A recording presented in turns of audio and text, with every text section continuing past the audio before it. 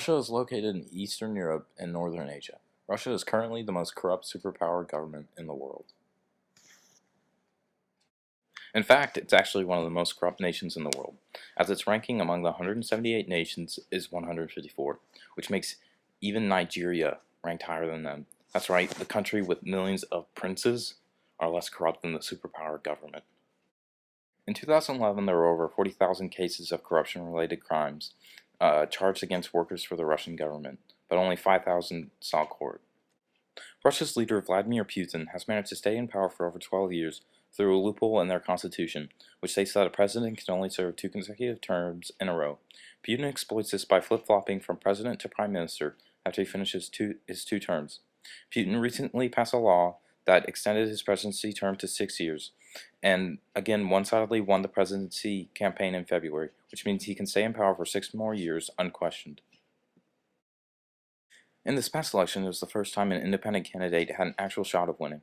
Rather than accept competition, Putin and other party leaders quickly passed a bill that made all independent candidates get 2 million signatures before being able to run.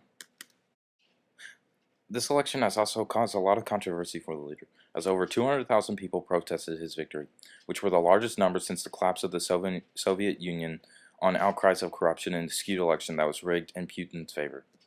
Incidents such as the one in Chechnya, where over 106% of the province's population came out to vote, including the dead, voted for Putin, only fueled protests more. When things weren't going his way, in fact, Putin paid people to support him at rallies. In voting stations that didn't have any voting violation, only polled an average 23% in favor of Putin.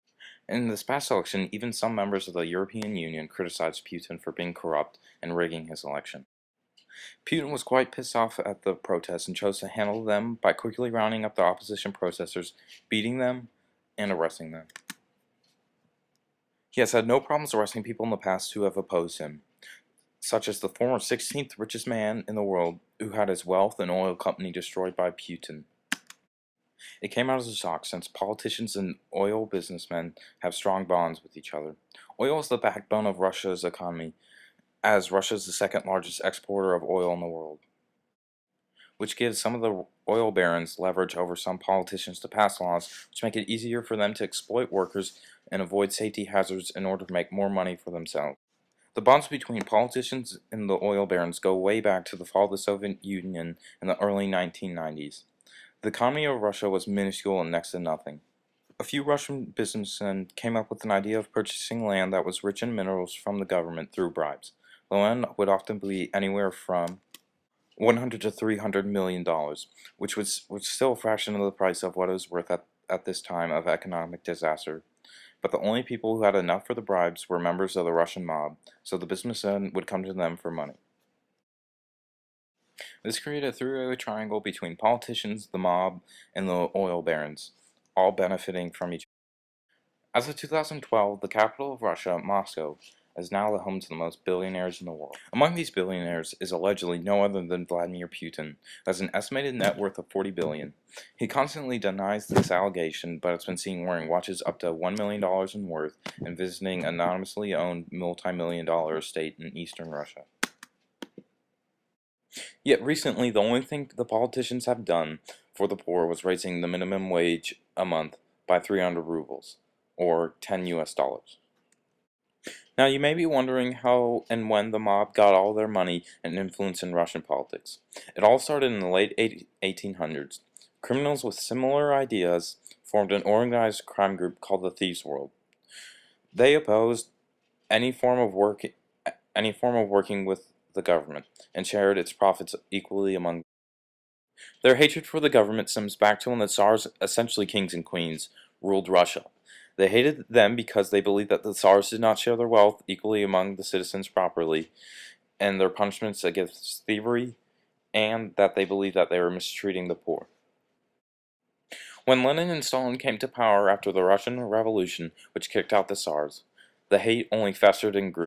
Even some of the members of the Thieves' World decided to rob and ransack Lenin's apartment. Lenin responded by ordering every thief to be either killed on sight or sent to a harsh prison called the Gulag. By the 40s, a large majority, which was hundreds of thousands of Thieves' World members, were in prison. Well, luckily for some of the prisoners who had just wanted to get out of prison, had an opportunity to leave when World War II broke out, and Stalin realized that he needed as many men as he could get. Stalin offered freedom to the prisoners who chose to fight in exchange for their service to the Red Army. When Russia defeated Nazi Germany in World War II, he did not fulfill his promises to the prisoners, and as soon as they got back to Russia, they were sent to prison. As you can imagine, the prisoners returning were not welcomed with open arms, and were viewed as traitors to the old members. The old members would often kill or beat them in prison. The prisoners also tagged them as the bitches.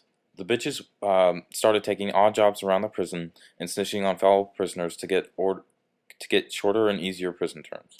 The old law of never working with the government was slowly deteriorating as the Thieves' World members died off in prison and the bitches walked free.